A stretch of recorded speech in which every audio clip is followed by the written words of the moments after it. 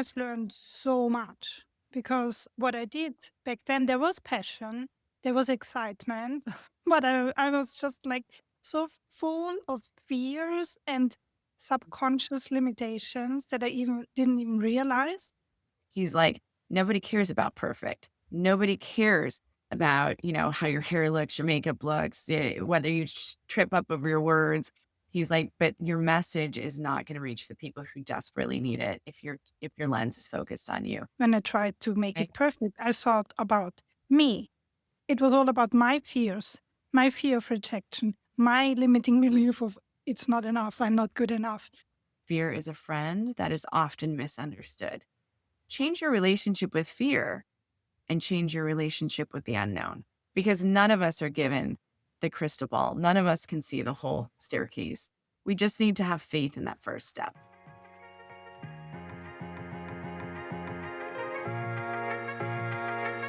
Hi everyone, I'm Monika. And I'm Erin. Welcome. Welcome today. We are super excited. Yes, we are. Today, we're going to talk about building a business, what it is like to be a solopreneur, which can get pretty lonely at times. But we're going to talk about the journey. We're going to talk about all the things that we face on this amazing road to freedom, the challenges, the mindset, the tools, all that good stuff. Absolutely, yeah. I mean, both you and I, Erin, we walk this way like now quite a bit. And as you said, it can be lonely, it can be super exciting, it can be frustrating. It's all the colors you want are Yeah. in there. And yeah, maybe I don't know, maybe you want to start. So what is what was your journey? What were your major blocks and your biggest breakthroughs? There's been so many. This has been a journey, I think, well, for 11 years now. I was corporate America, wearing that hat. And then I moved out of the country and I couldn't do what I'd always done before. So I really had to reinvent myself. And that's when I fell into, I launched a fashion jewelry company into the US. Um, but it really wasn't fulfilling. I learned a whole lot, but I really wasn't fulfilled. And then I fell into coaching, knew I loved coaching, but I didn't know anything about building a coaching practice. I didn't know anything about marketing myself. I didn't know anything about anything. And holy moly, has it been a learning curve. Um, I always tell clients, and I'm sure you're going to agree with this, the fastest way to get from A to B is not to reinvent the wheel, but it's to find somebody who's done it better, who's done it very well, and to learn from them. Right. So I think that was the best thing I did was get a mentor, um, and just really start learning from people who have really done it successfully. Not to say it made it that much easier, but at least you have a roadmap. um, I really don't feel that I stepped into my own really though until after COVID, really. Because COVID I was on an upward trajectory and then COVID just boom, knocked everything out because I had to raise my son at that point. I couldn't send him to school, right? I had to be teacher, mom, and all the things. So think that was the biggest hit. But yeah, I don't even know where to start. There's been so many learnings, so many things, so many ups and downs, so many nights where I'm like crying on the bathroom floor, like, what did I do to myself? Right. So how about you? Yeah, yeah, right. It's so much to say. We will break it down throughout Yeah. the conversation. But yeah, I mean, I started. Well, my first step was like I had. My husband had a company where I was working then with him. So this was the first step of me not being employed somewhere, and this was when we left Austria. Like, I mean, I think now 9 years ago or something like that, maybe 10. I don't know. But then my first really being me alone solopreneur was as a yoga teacher. And so I wanted to share what helped me so much, like still I want to do.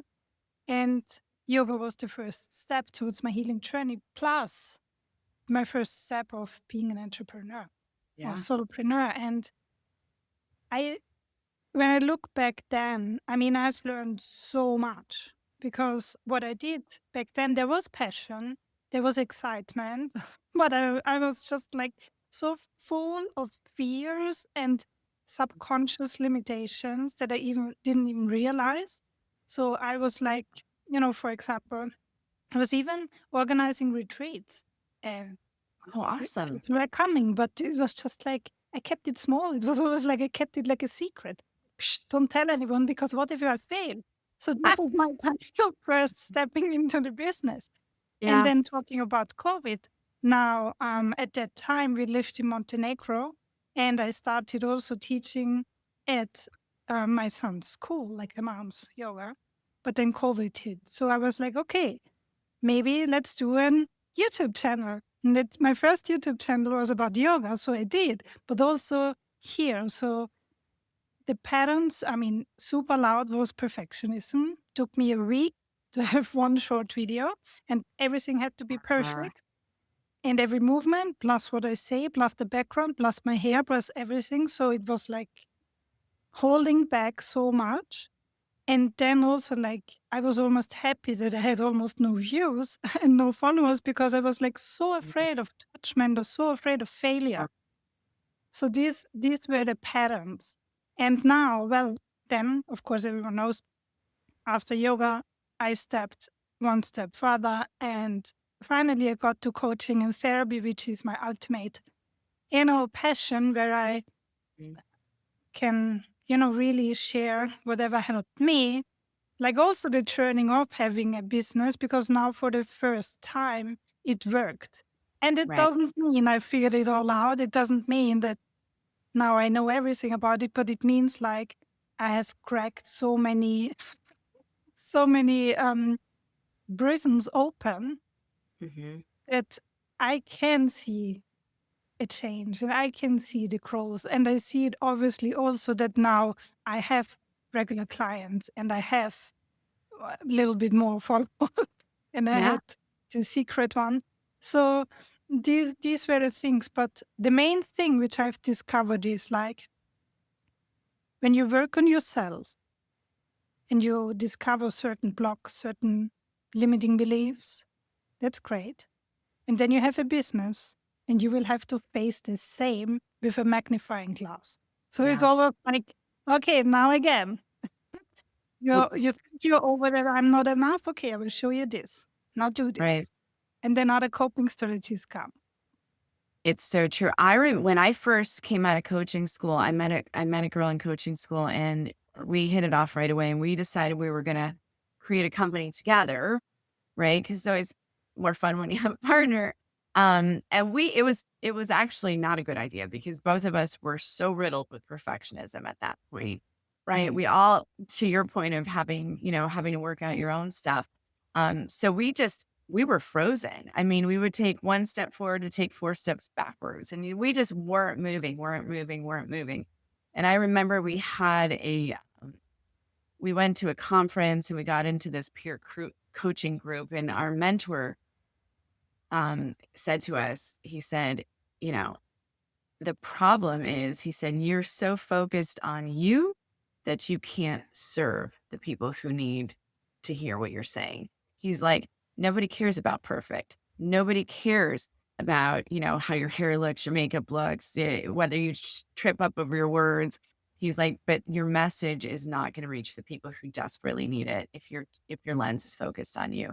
And that was such an aha moment. And it's amazing because you think you've evolved. And to your point, your business mirrors up the fact that you're like, oh, okay, maybe I do have a problem with perfectionism and fear of rejection and all these things. So that was a real wake up call. And I think that it really does come down to mindset. And then what's your why? Why did you get into it in the first place? What motivates you even on the days where you don't have any motivation, right? What's the end goal? Because you're gonna have really knockdown, drag out days. You're gonna have days where you're on top of the mountain, and you're gonna feel days where you're barely keeping your bottom lip above water. So mindset and keep it focused on your why. Yeah, absolutely. I love that. And I love what you shared because it's funny because my last video I published was exactly about that perfectionism also. And when I did this, well, my first yoga videos, and then my husband said something similar, like your coach. And my Mhm. husband, he said to me, "This is so selfish." Well, he didn't say it this politely. He said, Mhm. "Well, look at you. You have so much to share and you don't because you are so busy by making it perfect. That's so selfish." And I was Yeah. like, "Oh, well, how can you say I'm selfish? I'm doing this all for these people." But the truth is, no, I didn't. I didn't think about them when I tried to make Right. it perfect. I thought about me. How do Right. I look? It was all about my fears, my fear of rejection, my limiting belief of it's not enough, I'm not good enough. And for me also, it's funny, we have a similar aha moment. This was also something where I was like, well, that's right. He is right. Yeah. So Yeah. now, whenever I'm hesitant in doing something, and this is also what I love to share with my clients, like they have so much to share also. Yeah. You're ready now, right now. Just like in that moment when you try to make it perfect, stop for a moment and ask yourself, who are you thinking at the moment of? Are you thinking about you or are you thinking about them? Yeah. I love that. So Mhm. that's the thing. And going back to what you said, yes, it's all about mindset and the Mhm. why. Like, why do you want to do it at the first place? Oh my Yeah. God, this carried me over like so deep valleys. Like Right. when, especially when you build a business, because what many people, me included, what they have at the beginning in their mind is like, oh, that's so fun. I can then work with people and I can coach them or do yoga, whatever your business is. And that's so fun, like helping people. Yeah, that's fun. But the other half of the business is for many people, me included, not so much fun because then you have to deal with everything like marketing, social media, content, all this stuff. And sometimes this is really frustrating and tech stuff and whatever it is. But coming back to the why, when you really have your why and you know why you are doing this, when you have your North Star, Yep. whenever you are down there and you're, just like freaking out because something is not working, you have tech issues, or you don't know how to make this and that working, then think about why are you doing that. It's not about this post. It's not about this website. It's not about this, little thing you're just trying to micromanage. It's about the big vision, the Yeah. North Star.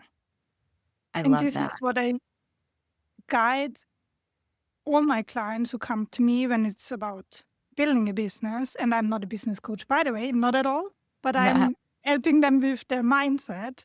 Mhm. So it's visualize where you want to go and going there. And whenever you visualize that, you have the feeling, and this feeling you can tap into, plus this visualization, whenever you feel stuck, whenever you think it's all about this little tech issue you have there at the moment, or you don't figure out how to, create this website, whatever it is, it's not about that. It's not about that. Zoom out, think bigger, and then you will go on and on. I love that. And to piggyback on top of that, I think also the greatest gift that you can give yourself is you're going on this monumental journey is find a community of other people who are in the same learning process as you are, right? Like you're in a learner's mindset, right? You're gonna fail at things. You're gonna right. If entrepreneurs, they have a saying, right? Fail fast, fail often, because then you know how to pivot, right? So expect that you're not gonna get it right, but that's okay. That's part of the journey. I once had a client, not a client, but actually, this was just a random person. And I was in college at the time. He worked at the school, and he made a comment, and I never forgot it because it's so applicable to starting a business. He said, "Beware the dream smashers. They often come in form of family and friends." And so, really having people only speak to what they know, and so if your family is always worked in corporate America and all the things, they're not going to understand you stepping out and starting your own business. Like because they have no frame of reference. So that's why community is so important. I know when I decided I was going to become an entrepreneur and walk away from corporate America, I was in sales for 17 years for all the major like device pharma companies. And then I just said, hey, I'm going to become a coach and start this whole new gig. My family point blank told me, you're insane. You're a crazy person. They didn't understand. They didn't support it. Um, thank God my why was as strong as it was, because that would have been enough for most people to say, okay, maybe I'm wrong. Maybe I shouldn't do this. So that's why I think one of the greatest gifts you can give yourself is, yes, visualize. If you have a dream, visualize it, see it, tap into that, but also find a group of like-minded individuals so that you guys can grow in support and wisdom and learning together, because it can feel like you're all alone out there, but you're not. You're not all alone. There's so many people in the very same boat. And that gave me so much strength when I didn't have it in my immediate family. So, little piece of advice there. And Facebook Oh, is great for that. Yeah. Mhm. yeah. I loved it. And that's so true. I mean, create your soul family where you grow together. Because exactly this is also something what happens, like you said, when you decide to build your own business, then this is you, but your friends and your family, this they didn't do the same Right. decision. So they stay where they are. And that's okay.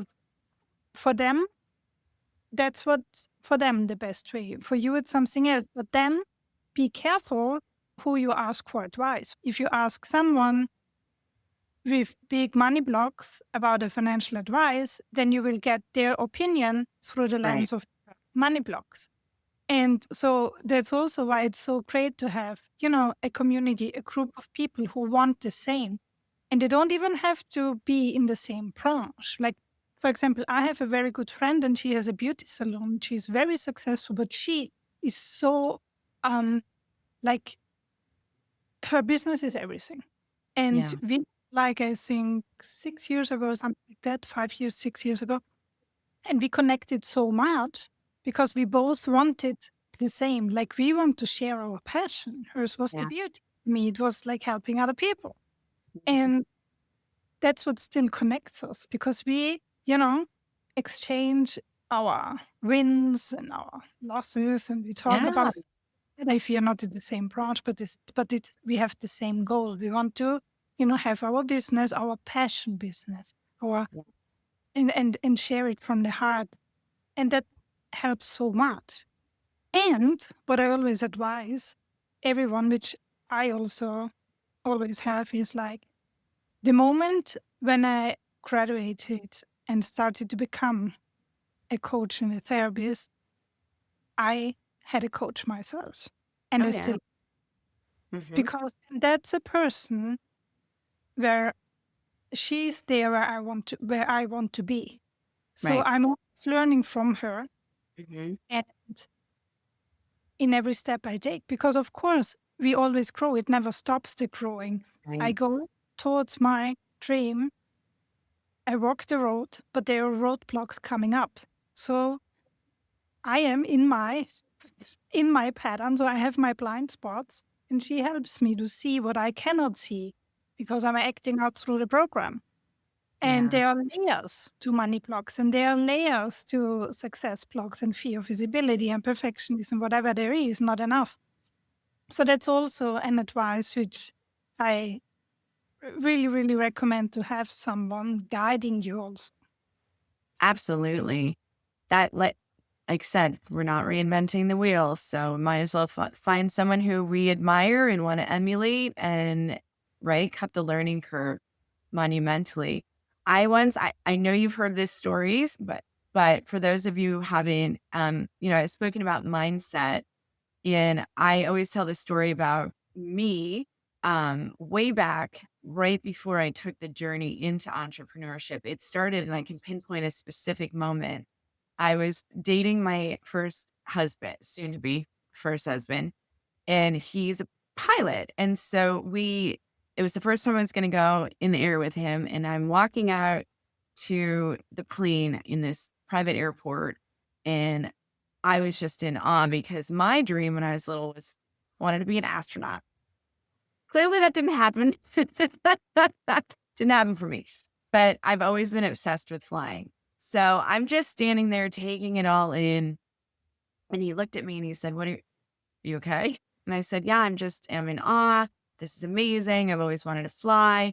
And he said, so why don't you get your pilot's license? To which I replied, God, I couldn't. Like, don't you have to go to school for all the reasons why I couldn't. So he said, let me tell you a little story. And he talked about how he went, um, his brother had been telling him for years, Adam, you should buy a boat. You should buy a boat. You should buy a boat, live on your boat, because he bounced between different countries. Long story short, he decided, hey, he's right. I'm going to go buy a boat. So he goes down to St. John's, finds a 48-foot catamaran, gives the guy the cash. The guy hands him the key, to which Adam replies, great. Now I need you to find me somebody to teach me how to sail. The guy goes, you just bought a 48-foot cat and you don't know how to sail? And he goes, how hard could it be? I know how to fly a plane. I know how to drive a car. I know how to drive a boat, like a regular boat, right? So the guy says, okay, finds him a captain. They spend a month and sailing around the Caribbean, and he can sail now. So he turns to me and looks at me. He goes, Erin, you are very smart. He goes, you've got every resource you need. You've got a brilliant brain in your head, and you've got the internet, and you've got tons of resources. The problem is your mindset. And he said, you've just told me all the reasons why you can't. But the question should be, why can't I? Right? There's always a way, right? Through a brick wall, over, under, around, or straight through. He said, but there's always a way.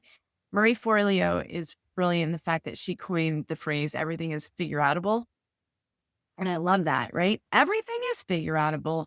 There's a mentor, there's a resource. My gosh, I can tell you one of the greatest systems that I have in place right now, Monica, I know you do too, that is just help streamline everything is my best friend, ChatGPT.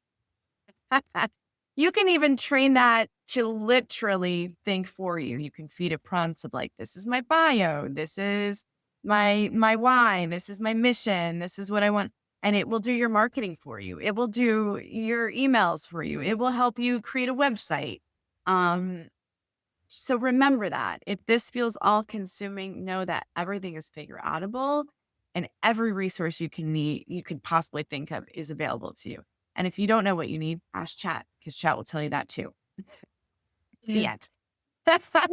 Well, thank you. First, I love this beautiful story. And then, yes, in this time, it's not a question about knowledge or how can I do it. It's just like, where can you find it?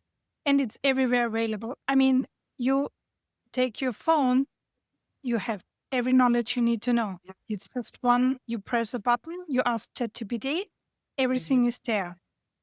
So that's what's easier on the one side in these times. What makes it harder is we have too many choices. Right. But besides of that, it's just like we have everything. Everything is figureoutable. So why is it still so hard for people to go out there and share their passion? It was so hard for me for many years until I broke through, until I could like finally free myself. And the answer is, it's because we don't do it consciously. We are applying to what holds us back. Right. So it wasn't that I didn't know how to record a video or how to go out there. I could have found out how to market even my retreats and to make them big retreats and not like 10 people retreats, like hidden. No. The thing is, why didn't I do it? And the answer is because there were subconscious limitations and blocks and Mhm. fear. And And in yeah. my case, the fear was fear of rejection, Yeah. and I'm not good enough. Who am I to show these to people? Who am I to have a big audience? They can, but I can't. And now when I work with people, because now I recently had quite a lot of people who came to me exactly about that topic, like building their business, fear of visibility, money blocks, success blocks, and everything which comes to that. And it's always the same. It's always limiting beliefs subconsciously, or not even beliefs in the sense of they believe that they are not good enough, but they don't know. They are acting out through a past version of them Hmm. that creates the belief I'm not good enough Yeah, because they right. come from childhood. And that's what they bring into building their business. And that's the reason why it's so hard to post a single post. It's so hard to find out what you need to find out. That's why they procrastinate. That's why, and by the way, perfectionism is a way of procrastinating. Absolutely. Yep. And so we have to look some layers deeper here. And at the same time, also using what we have available now and getting a strategy. And also for building a schedule and building a strategy, you can use ChatGPT. So Yeah. I recommend to do both. Take Hmm. everything that's there, all the technology, all the wisdom, all the knowledge, and at the same time, observe yourself. If you don't do something which you know you could do, why are you not doing it? And sometimes you really believe, I don't know, and you really buy into that voice that says, well, but you don't know how to make a website. Oh, Right. no, it's not true. You can find it out. That's an excuse. So if Hmm. you find yourself that you don't get out there, then investigate why, and you will find these excuses, and you will find the deep layers if you keep working. And once you remove them, because I've seen it in my own life and I've seen it now with so many other clients, then you're free to just create, to go out there, because suddenly you don't have to think all the time, what will they think about me? What consequences will that have? How will it feel? What will this pain that I felt back then when I was 11, when I had Right. so much rejection, will I Yeah. feel this again? This all will be gone and you can just create. It's so true. Always be exploring the resistance. Always be exploring what's going on internally. And I know, like, it's amazing how that fear of the unknown, so many, or, you know, wondering if having self-doubt, right? A lot of people take that as a signal to pause or to stop. But really, that doubt, right? That is a signal to lean in. That's a signal of, right? Where there is doubt, let there be faith, right?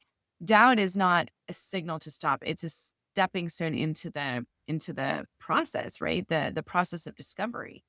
So I always say that.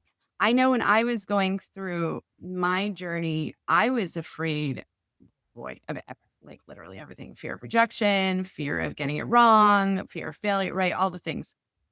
And I really had to take a moment to like really assess my relationship with fear. And this was a game changer for me because whenever I'd feel fear coming on, old me would have shut down. Right. So I really took the time to explore that. Right. Well, how does fear show up in my body? Well, for me, I get butterflies in my stomach and like tightness in my chest, and I have heat that comes up the back of my neck. Sometimes my ears get really hot.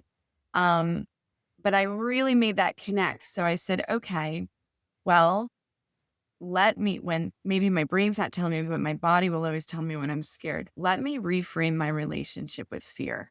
So now fear to me is a signal to learn. It's a signal to grow.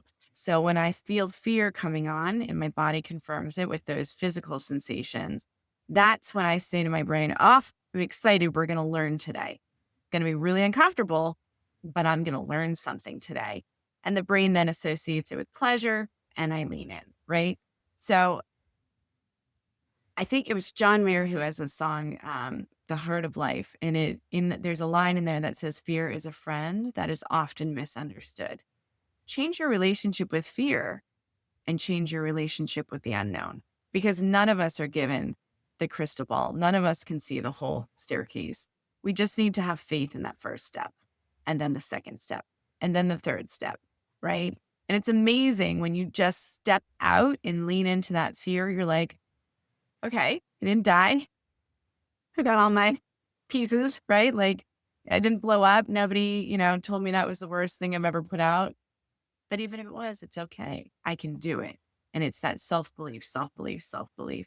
Um, and the other thing is, to Monica's point, get a coach, get someone to help you if you've got limiting beliefs or subconscious blocks, right? Again, everything is out there that you need. Every resource you can think of is out there. You don't have to do this alone. You just have Yes, to have a vision and the why. absolutely. I love what you said, and I love also how to, confront the fear. Yeah. Maybe go back to the water buffaloes, going through it. Yes. So I didn't, shout out to the water buffaloes. And it's so for anyone who doesn't know what the previous It's- podcast, they come in there quite a bit. So yes. water buffaloes go straight through the storm instead of running away from it in order to get out faster. And I love how you said that you were then observing and confronting this fear. So, how did you come to that point that you could even step out of that fear Mm, before you got involved in it? Because many people um, don't even recognize that, and they are just so entangled in that they are already acting out through that and believing that that's the truth, whatever they are right. afraid of. I I was so stagnant in every part of my life, and I was a wallflower. I tell people that, they're like, "What?" I'm like, "I know, it's hard to believe." But I was so scared to even have a voice in meetings. I knew what I wanted was on the other side of that fear. And so I really just got curious. That was the biggest thing. I just got curious as to, like, how is my body telling me I'm afraid? What happens to me when I feel stress, an overwhelming amount of stress? Right. And I just really started getting curious. And then as I created a mantra. I'm not supposed to swear, but I'm just going to say I created a mantra. So it was almost like 5, 4, 3, 2, 1, fuck it. Excuse my French. Right. And I just would brace for impact. I'm like, I'm just going to push through that comfort zone. And I know I'm going to hate it and I'm not going to like it, but I know I have to do it because what I want is on the other side. And so that's what I would do internally. I'd be like, oh God, this is a really tough conversation, but I know I need to have it. 5, 4, 3, 2, 1, boom. Right. And I know Mel Robbins talks about that. I don't know if I picked that up from her, but I probably did. Right. But it's true. I would just let my brain know, hey, we're about to do something big here. So just everybody get on board. And it was incredible. The more I started to push myself, anytime I'd catch myself hesitating, that would be the moment where the light bulb would go off and I'd be like, you're hesitating, you need to lean in. You're hesitating, you need to lean in. You're hesitating, you need to lean in. And I took this all the way, y'all. It was even to the point where I was on a ski lift, grew up skiing, love skiing, but I was on a ski lift years later and I started getting fear of heights. So I made myself go skydiving. Like I have taken this all the way. When you feel that hesitation, lean in and you start to train your brain. Okay, new scary things don't need to be scary. I can do this. I can do this. I can do this. I can do this. So that's how I really tackled it. When I associated that hesitation, that signal that I was interpreting as a stop moment, that's when I said, no, we got to lean into this.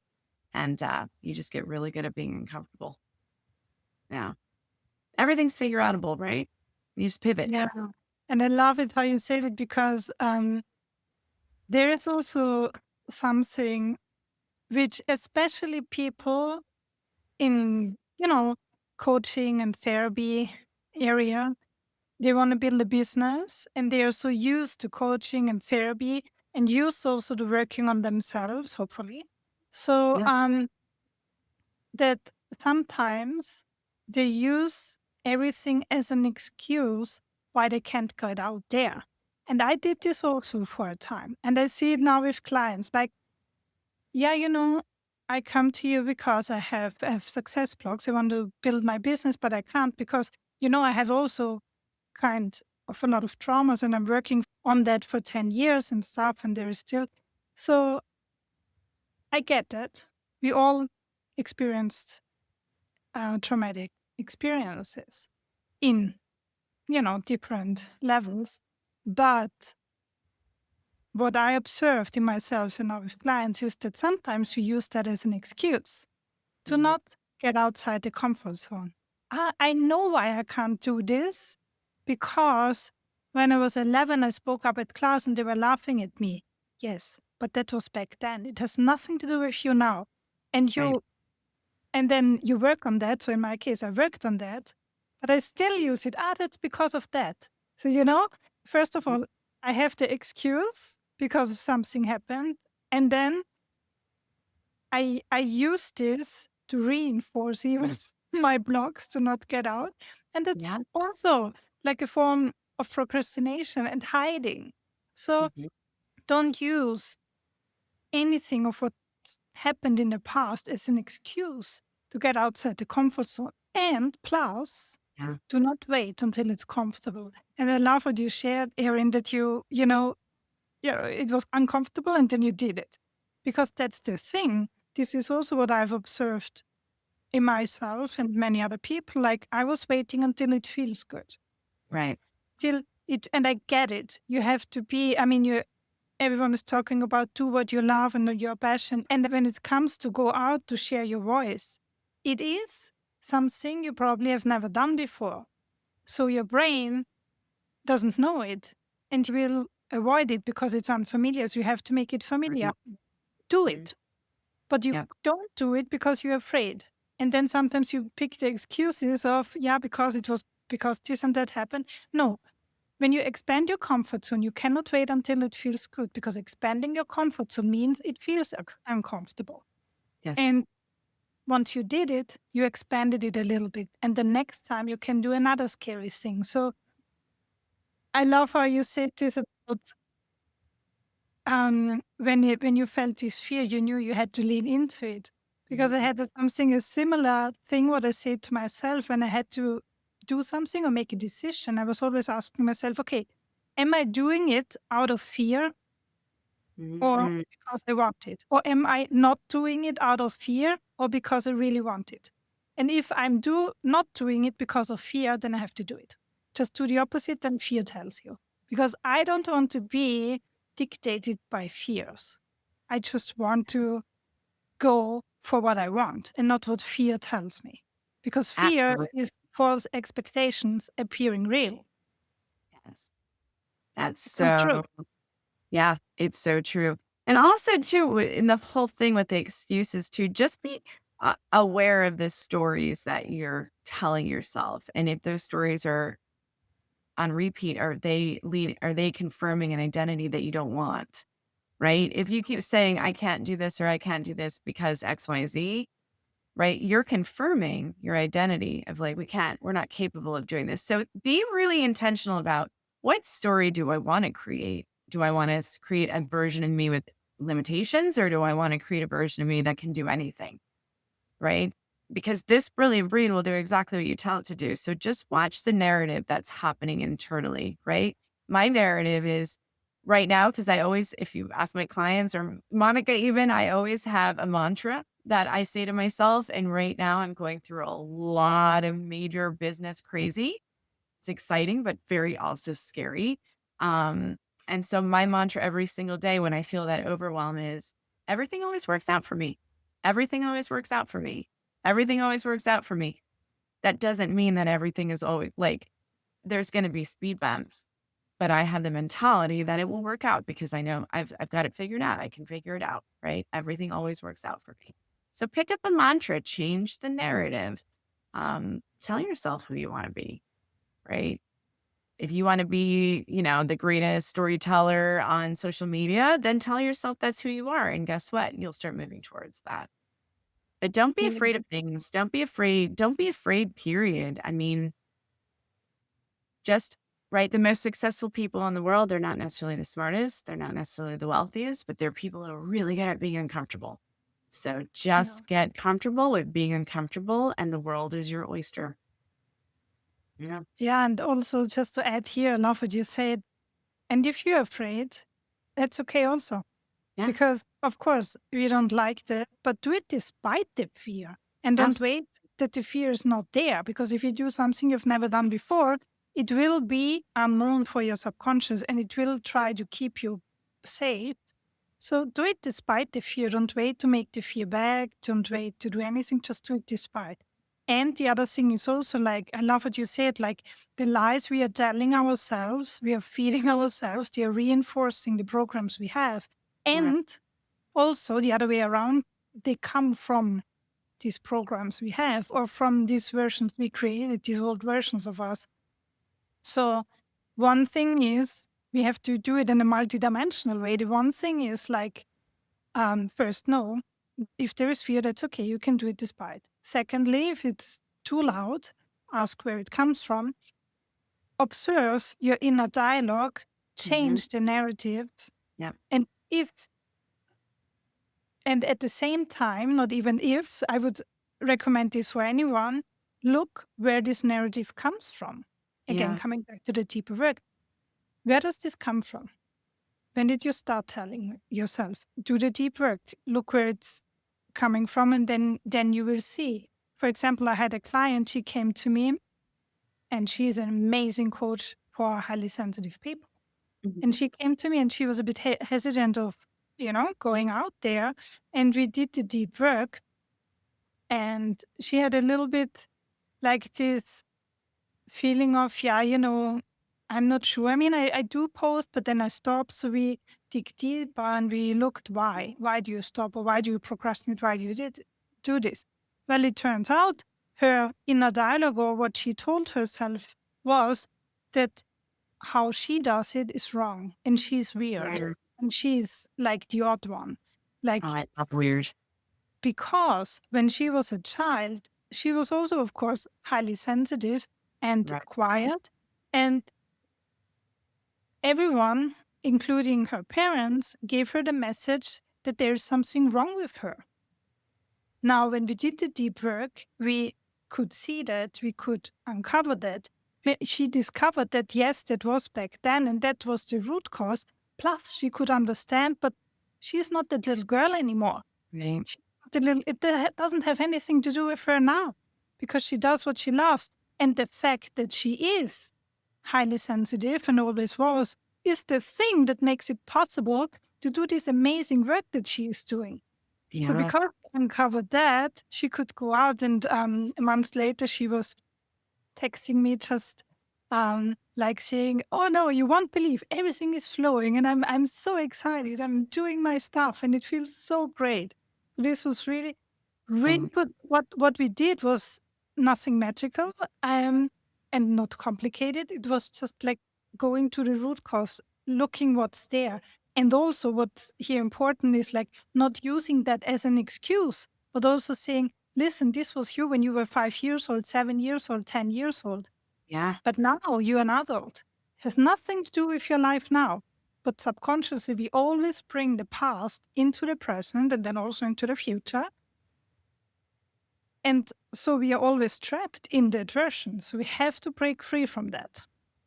It's so true. And I know we're almost at time here, but I remember that for those of you who know Dr. Seuss's work, I read that. My mom read that to me. I read that to my son, and I just love that.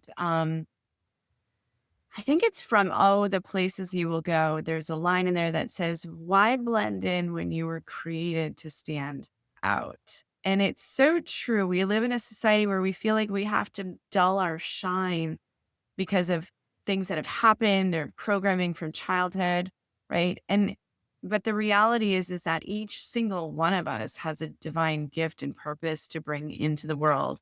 And if you look at even just the greats, even the greats of the personal development world, like Tony Robbins, Brendon Burchard, right? All these people who started out, their early work was messy. And it wasn't anything like I think Brendan Burchard talks about when he started, like, he only had 2 people that showed up in his conference room, and it was his mother and somebody, his friend, his best friend, right? Everything is messy, but don't be lean into that humanity. Lean into the messy. Lean into it, because if you think about even what you consuming on social media, we as a society are craving real and human and authentic and messy, not polished and curated and perfectly, but because it's not relatable. It's not relatable. So never forget that, right?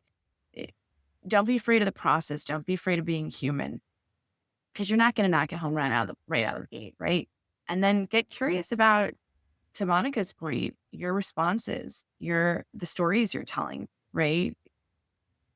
This is just a beautiful journey, right? But it's carrying the mentality of life happens for me, or life is happening to me, right? I don't know about you, but I'm choosing life's happening for me.